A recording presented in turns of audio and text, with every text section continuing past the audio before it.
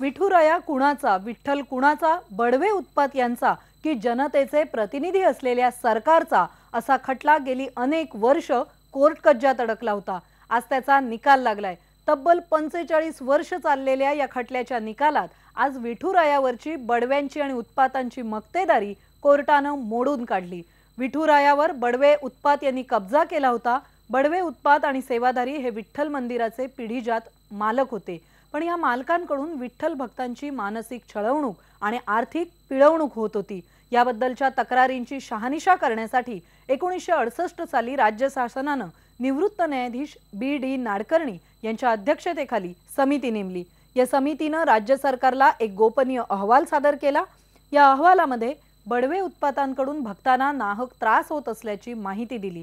तसंच विठ्ठल मंदिर बडव्यांकडून ताब्यात घ्यावं अशी ही शिफारस केली। नाडकर्णी समितीच्या या अहवालानंतर सरकारने विठ्ठल मंदिर ताब्यात घ्यायच्या हालचाली सुरू केल्या।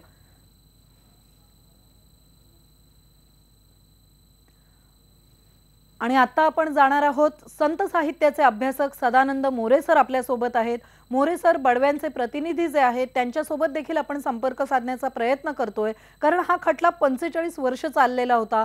पण आज जो एक महत्त्वपूर्ण निकाल आलेला आहे, या निकालाकडे तुम्ही कसं बघता? विठुराया मोकळा झाला अशी प्रतिक्रिया त्यांच्या काही भक्तांनी दिली होती, तुम्ही काय म्हणाल?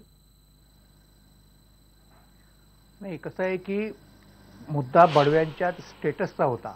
बडवे हे मालक आहेत की सेवक आहेत, आणि सेवक जर असतील, अगदी मालक असतील तरी सुद्धा त्यांनी लोकांशी एक या पद्धतीने वागावं अशी लोकांची अपेक्षा होती, आणि तसं होत नसल्यामुळे खूप तक्रारी होत्या लोकांच्या। आणि इतिहासाचा भाग म्हणून सांगतो की हा प्रश्न वारकरी महामंडळ नावाच्या संस्थेने हातात घेतला, आणि त्यासाठी ती संस्था स्थापन झाली।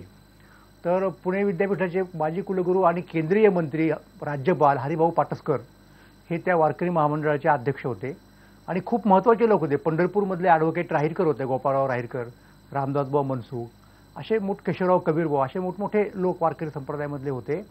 आणि त्यांनी ते मागणी लावून धरली, आणि लावून धरल्यामुळे सरकारला भाग पडलं की नाडकर्णींचं कमिशन नेमलं। त्यावेळेला अंतुले कायदेमंत्री होते, आणि मग त्या कमिशनने खूप साक्षीपुरावे गोळा केले। अनेक वारकऱ्यांना, फडकऱ्यांना, संबंधितांना विचारलं, लेखी झालं, तोंडी झालं, आणि मग शेवटी अहवाल सादर केला। तो अहवाल उपलब्ध आहे, म्हणजे कोणीही पाहू शकतो, तो छापला गेला नंतरच्या काळामध्ये, आणि त्यानुसार विधानसभेमध्ये ते बिल पास झालं। हे लक्षात घ्या, म्हणजे पंढरपूरच्या याची जी नियुक्ती आहे विश्वस्तांची किंवा कारभारी मंडळाची, त्याचं बिल विधानसभेत पास झालेलं आहे। आणि एक मुद्दा मात्र आठवण द्यायची मला की हे सगळं झाले, परंतु एक गोष्ट उरलेली आहे। पंढरपूरमध्ये देवस्थानने तुकाराम महाराजांच्या नावाने विद्यापीठ स्थापन करावं, संत पीठासारखं, असंही त्या बिलामध्ये आहे, पण ते अजून झालेलं नाही नीट। बरोबर आहे, तर त्याचाही आता खरं म्हटलं तर निकाल लागला पाहिजे।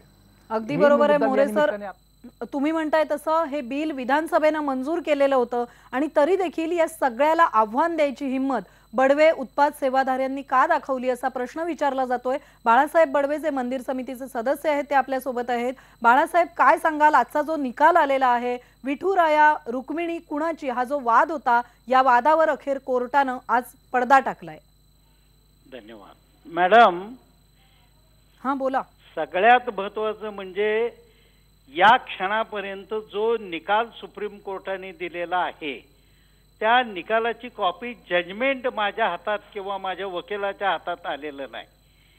पण जर ते वाचलं नाही आपण, आणि त्यावर काही उपरोधिक टीका दुर्दैवानं काही झाली आणि काही टिप्पणी झाली तर ते चुकीचं होईल। म्हणून या निकालावरती, या जजमेंटचं वाचन केल्यानंतरच त्याच्यावरती आपलं मत व्यक्त करणं योग्य ठरेल असं मला वाटतं मॅडम। बरं, धन्यवाद बाळासाहेब। मोरे सर, अगदी शेवटचा थोडक्यात एक प्रश्न विचारते। हा जो निकाल आलेला आहे, आपल्याला तपशील कळल्यावर, जर जसं म्हणतायत बडवे की अजून कळले नाहीयेत, पण जी माहिती आमच्याकडे आली आहे, तर विठुराया कुणाचा या वादावर कोर्टाने टाकलेला जो पडदा आहे तो स्वागतार्ह आहे, काय म्हणाल? नाही, तो स्वागतार्हच आहे ना, म्हणजे महाराष्ट्रातल्या सगळ्या जनतेची तशी अपेक्षा होती, तो प्रश्नच नाही काय। आणि त्याच्यामुळं आता एक काय म्हणतात त्याला, मंदिर सरकारचं काम आहे की मंदिर नीट चालवणं इथून पुढे। मग